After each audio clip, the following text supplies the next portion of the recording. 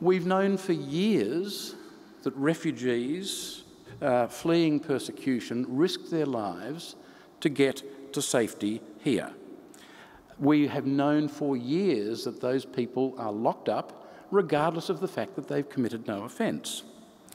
And if you want to look for the low point in our approach to human rights, consider the election of September last year, the federal election of September last year. It is the only time in Australia's political history when both major political parties have courted political favour by promising cruelty to a particular group of human beings. It is probably the most shameful moment in Australia's political history.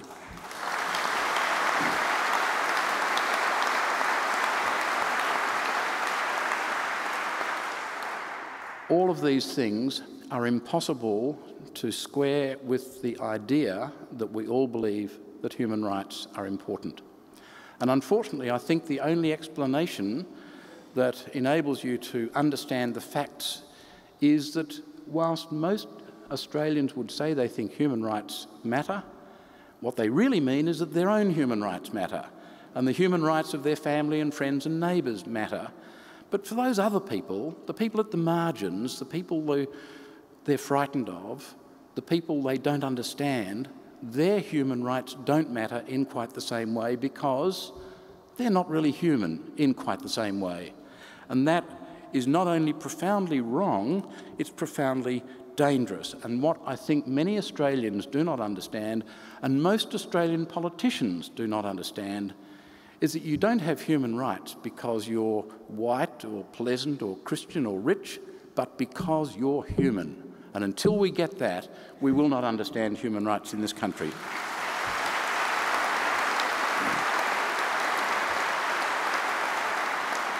Before I turn to my major theme, I want to make one thing quite clear. The views I express tonight are not, emphatically not, a reflection of any political partisanship.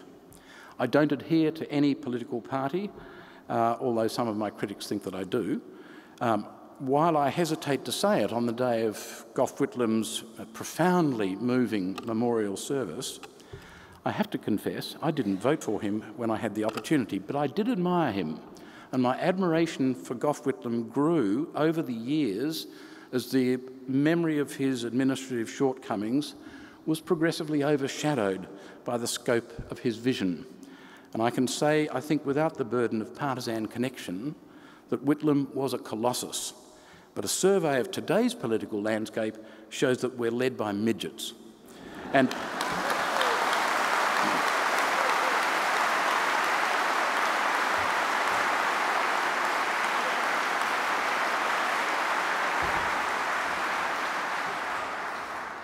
led may not be the right word.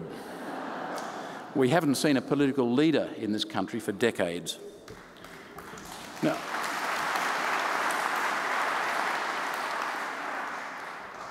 and let's face it, we're the worst for it. You know, I mean, vision without administration can cause difficulties, but administration without vision leads you into a cul-de-sac, and I'm afraid that's where we're headed at the moment. These days, there are 3 streams of refugees who come to Australia. This is not widely understood. First, there are those who come through the offshore resettlement scheme. This involves us selecting people from refugee camps in other countries and bringing them to Australia. It's a commendable program of which we should all be proud. It's a very fine and noble thing that we do, and not every country does it. The second are the people who come by aeroplane. Now, to be a plane person, you have to be able to get a passport from your country of origin, which may be tricky because if you're stateless, no country acknowledges you, and if you're a member of a persecuted minority, some governments will not actually help you get travel documents. But in addition, you need a visa to get to Australia. Now, it could be a tourist visa, a student visa, a business visa or some such, and that enables you to get on a plane bound for Australia. If you don't have a passport or if you don't have a visa, you will not be allowed to board the plane in order to get to Australia. When you clear passport control in Australia, you can then apply for protection, and once your initial visa runs out, you'll be given a bridging visa and you'll live in the community for as many months or years as it takes to assess your asylum claim. But and by the way, most people have no idea that there are refugee applicants living in the community on bridging visas who came in by aeroplane. But if you can't get a passport or you can't get a visa to come to Australia, then you have no means of escaping your persecutors other than using a people smuggler and getting on a boat to head towards Australia. Now, Australia's response to these three groups of refugees is quite interesting. Most people don't know about the offshore resettlement scheme. Most people are completely untroubled by the existence in the community of thousands of aeroplane people who live quietly in the community on bridging visas, but most people seem deeply concerned about boat people. They've been induced to see boat people as some kind of threat to our way of life. Now, this deep concern that has been scratched into existence by politicians stands trembling at the frontier which paranoia shares with delusion. Boat people who manage to get to Australia are mistreated in every possible way, as if somehow that will make us feel better or safer. It started at its worst in recent times in August 2001. Back then, John Howard was looking for an excuse to take a stand against the arrival of boat people because he was aware that One Nation was drawing some of his supporters away. The Tampa, Norwegian cargo ship, rescued a group of Afghan asylum seekers who were heading in Australia's direction. But when the captain of the Tampa tried to enter the territorial waters off Christmas Island, John Howard took a stand and told them they could not proceed.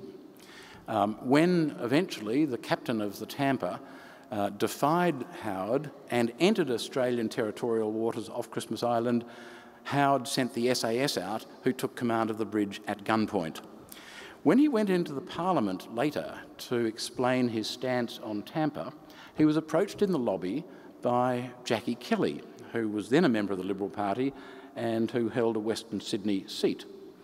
She said, "John, I'm very concerned about One Nation. Some of my supporters are drifting across that way." Howard is said to have shaken his Tampa speech at her and said, "Don't worry, this will fix it."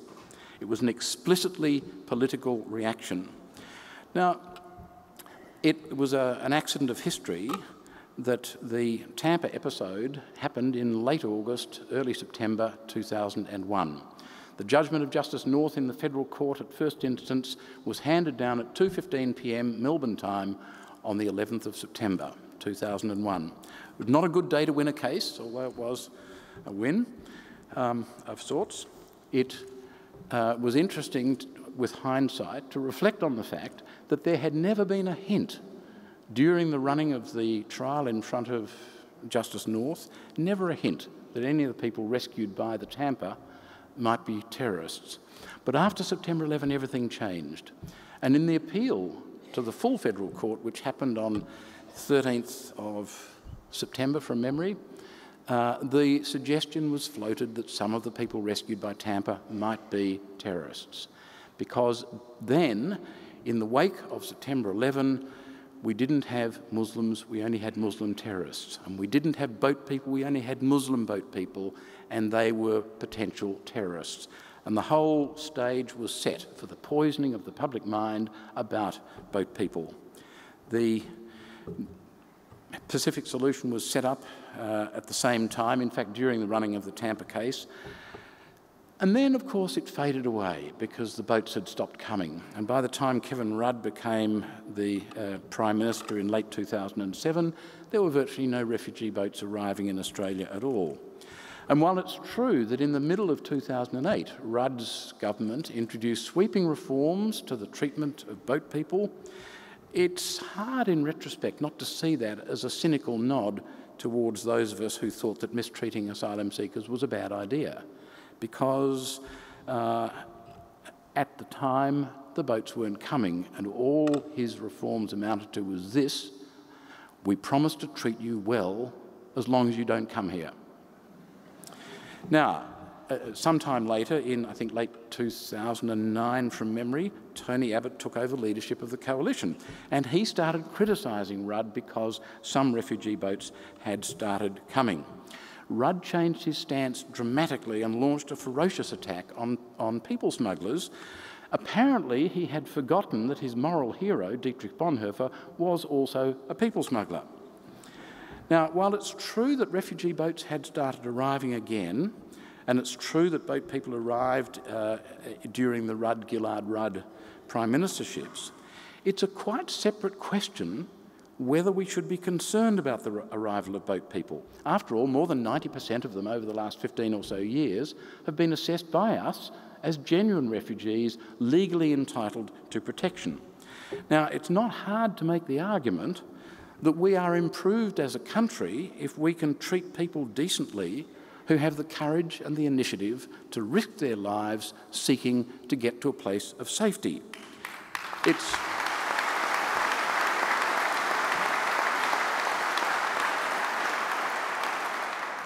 It's very difficult to make a plausible argument that we're improved as a country if we're deliberately cruel to innocent people.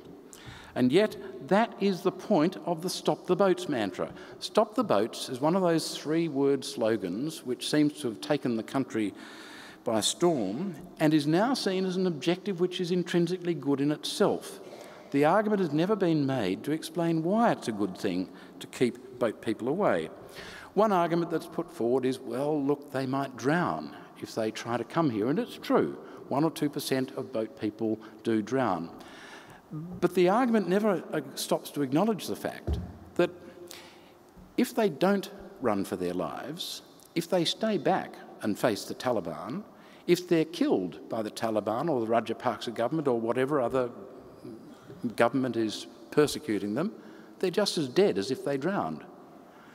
The difference, of course, is that they won't be dying in a way that's visible to us, and our conscience will be clear. Stopping the boats is nothing more than displacing the location where people die. And frankly, the idea that we've stopped the boats should not please any of us.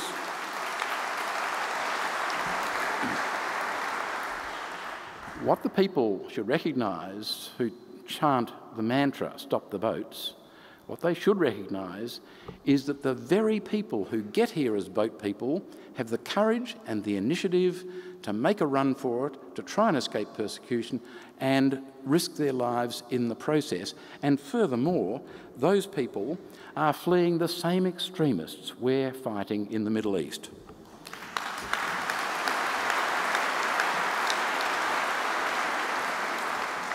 The other thing which is overlooked in this rather shabby debate we've had in this country over the last 13 years or so is that the largest number of boat people ever to arrive in Australia in modern times came in 2012, with a total of just over 24,000 people arriving on our shores seeking asylum. It overlooks also, by the way, the fact that the largest ever arrival rate of uninvited boat people was in the last week of January 1788. And you could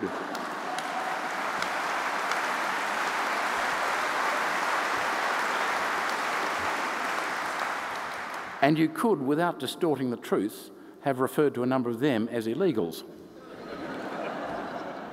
Now, 24,000 people is the record number in the last few decades arriving by boat seeking asylum. No matter how you look at it, it's hard to see this as a big number. Our average annual intake of new permanent migrants, not people fleeing persecution, just people moving to another country, is about 200,000 a year. The average number of people who arrive in Australia each year for tourism, business, study, whatever, is around about 5 million. About 5 million people cross our borders each year with passports and visas.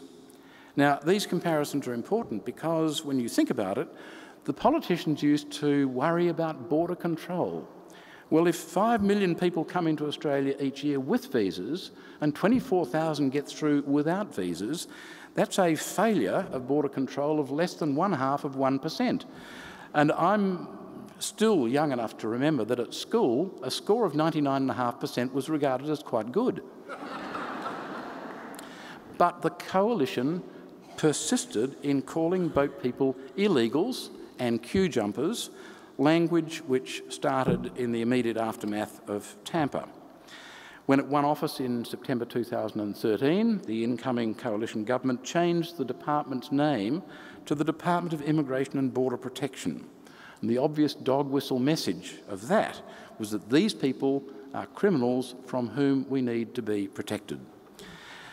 Tragically, sadly, for reasons I don't understand, Labor has never denounced these things as false. Neither in opposition nor in government has Labor stated authoritatively that boat people are not illegal, that they do not commit any offence by coming here the way they do, seeking protection from persecution. They are not a danger to us. And there's no queue, by the way. It is perhaps the greatest failure of democracy in Australian history that Labor has never contradicted the Coalition's dishonest message about asylum seekers. The Coalition called them illegal, it's a lie. The Coalition called them queue jumpers, it's a lie. The Coalition suggests that we need to be protected from them, it's a lie. When he became Minister for Immigration, Scott Morrison ordered that the department refer to irregular maritime arrivals as illegal maritime arrivals. It's a lie. I recently received a copy of a letter written to an Australian, signed by Tony Abbott on the Prime Minister's letterhead. It's dated 27 August 2014. Dear so-and-so, thank you for letting me know your views about illegal boat arrivals. Illegal boats put lives at risk. In the first page of the letter, he uses the word illegal 6 times in reference to asylum seekers. It's a lie. The most depressing thing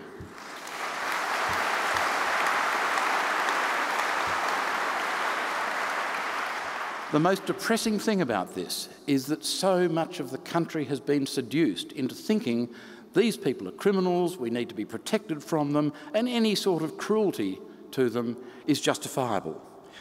When people arrive in Christmas Island, which is the most common place of arrival in Australia for people fleeing persecution, when people arrive there, they have typically been at sea for 8 or 10 days. They are typically people who come from landlocked countries who've never even seen the ocean before, let alone been in a small boat on the ocean. They have typically not had enough food or water to drink. They have typically not had the opportunity to wash or to change their clothes. They typically arrive in clothes which are caked with their own excrement. When they arrive, they are not even allowed the dignity of showering and changing before they're interviewed by an officer of the Department of Immigration. I don't understand how does any civilised nation justify that sort of deliberate humiliation? I had a conversation with a doctor who worked on Christmas Island for IHMS, who deliver all of the medical services to the Department of Immigration. She told me the story of a woman who'd come from, I think, Iran from memory, who'd been in detention on Christmas Island for a number of weeks and was generally thought to be mad, although no one could understand quite what her madness was. One of the difficulties with people who arrive at Christmas Island is that if they have any medical devices, those are confiscated and not returned. So, spectacles, hearing aids, false teeth, prosthetic limbs, all confiscated and not returned. If they have any medications with them, those are confiscated and not returned. Someone spends their time popping pills out of blister packs into a rubbish bin for later disposal. If they have medical documentation explaining their medical needs, that documentation is confiscated and not returned. So this woman's condition was completely unknown, but her behaviour was bizarre. The doctor who told me the story explained that she had about a 25-minute consultation with this woman, a consultation made more difficult because although they were on opposite sides of the table, the interpreter was in Sydney at the other end of a telephone. That made diagnosing the problem more difficult. It turned out that the woman was incontinent of urine, and while she'd been given a change of clothes, she didn't have any underwear. And she couldn't leave her cabin without having urine running down her leg, and it was driving her insane. The doctor asked the department to provide incontinence pads. Their first response was, "We don't do those." She insisted. They agreed to provide 4 per day, which apparently is not adequate. The lady has to queue up if she wants more. But eventually, the woman received incontinence pads and her demeanour changed instantaneously. What justification can there be for the sort of humiliating treatment of people who've just come here escaping persecution? You all would have read in the newspapers that in February this year, Reza Barati was killed in Manus Island. Initially, the government said that he had escaped from the detention centre and was killed outside. Later, that was shown to be a lie. Although it took nearly 5 months for anyone to be charged with Reza Barati's killing, I received a sworn statement from an eyewitness just 2 weeks after the event. It explained that an employee of the detention centre, armed with a length of timber with 2 nails driven through it, had lashed out at Reza Barati and had brought down 2 crushing blows on his head, lacerating his scalp with the nails that were still protruding from the timber. He fell to the ground and was then kicked repeatedly by a dozen employees from within the detention centre, including 2 Australians. They kicked him in the head and in the stomach as he tried to protect himself with his arms.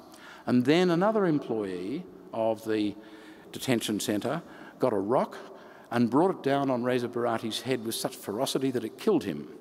And the person who'd sworn the statement said, "I knew he was dead because when they kicked him, he stopped reacting." Now, it has been months since, it's now been 8 months since Reza Barati was killed. No one has been brought to trial. My understanding is that some people in the Manus Island Detention Centre are being offered the opportunity of being taken to mainland Australia on condition that they withdraw any witness statements they've made. Let me tell you another instance. A man who came from Saddam Hussein's Iraq was noted in the department's records as being a sufferer from torture and trauma in Iraq. He'd been held in Abu Ghraib prison. They noted in their notes that the form of torture that most terrified him was being locked in a small room because he had been held in a small cell in Abu Ghraib prison and electrocuted randomly through water on the floor. After about 15 or 18 months, as is characteristic, he lost hope. He fell into a state of despair and began to harm himself. And what he would do is to find anything that was sharp and cut himself.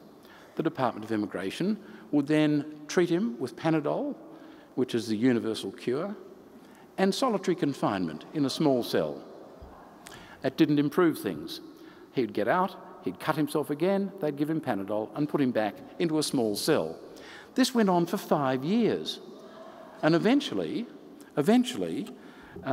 some lawyers in Adelaide took a case to the federal court asking for nothing more adventurous than that this man should be admitted to the Glenside Psychiatric Hospital in Adelaide for assessment and, if necessary, for treatment.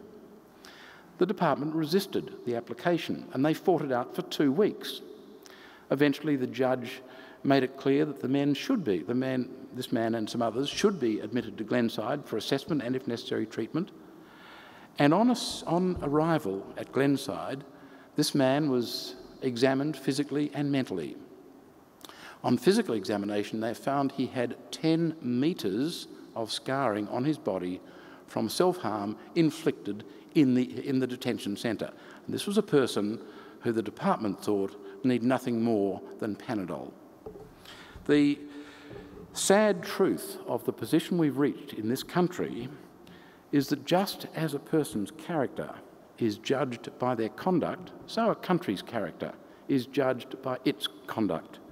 And the way we have behaved towards asylum seekers in this country says very bad things about our character as a nation.